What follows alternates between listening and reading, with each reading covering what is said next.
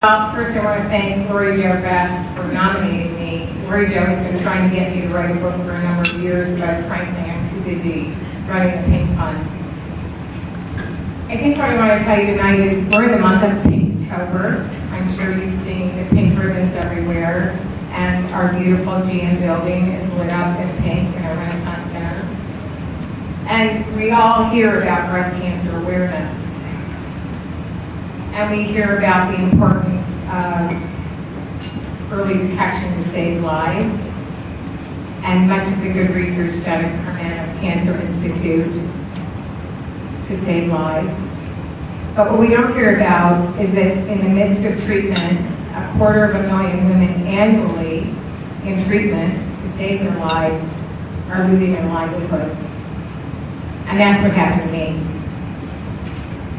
I had been through a financially devastating divorce in 1997. I once lived a life of luxury in a $3 million home over in Blue Hill Hills by Cranbrook Schools.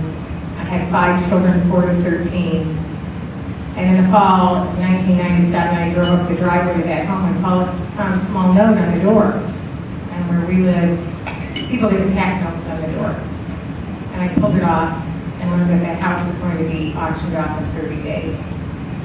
And that night I learned from my husband, with whom I had a very unpleasant conversation, that my name had been forged on hundreds of thousands of dollars of financial instruments and we were penniless. So the woman who once worked as a reporter at the Detroit Free Press running the promotion department was now thrust back into the workforce after 12 years of staying at home to raise 5 children, at that time 4 to 13. I bundled up my couture wardrobe. I took the jewelry out of the lockbox at the bank, and I sold it. I sold a Steinway concert brand. I liquidated my IRAs and my small life insurance policy, hired 3 attorneys, pulled my children out of private school, rented a house for cash in Beverly Hills, and started to look for work. And for about 8 years, we really struggled. We had times where we had $2.50, and was that going to go for gas or a gallon of milk? In the spring of 2005, I was transitioning between jobs and thought, I'll just take those 2 weeks and have my annual physical and my teeth cleaned, and that test that we women all look forward to, a mammogram. And with no family history, it never occurred to me that I would hear those words that about 250,000 women here annually, which is a death sentence for 40,000 of us, which begins with, I'm sorry, you have breast cancer. And while that diagnosis didn't take my life, it took my livelihood. And that summer, as I sat in treatment with all these other women, I realized that they had some of the same fears I did.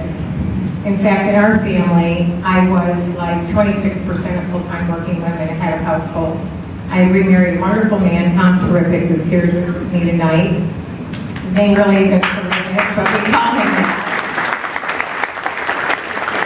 And it was Tom's support that really allowed me to go back to work while he helped care for our children. But without my income and the addition of a $1,200 a month COBRA payment, we had to make some very serious choices. So within 4 months, the house that I had rented and purchased went into foreclosure. And in 6 months, the woman who once had her groceries delivered, she was standing in line at 11 Mile and Woodward at Glena's food bank pantry for a few boxes of food. And when I couldn't get help, and when I asked everybody I knew, somehow, by the grace of God, it came into my head that what if I could give help?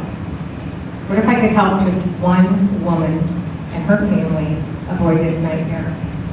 And so with Tom, we took $50 that we should have spent for gas or food, and we bought a book called How to Form a Nonprofit Corporation, and we took a plaster cast of my bust that we had made the night before my surgery and put it for sale on eBay, because we had no marketing dollars.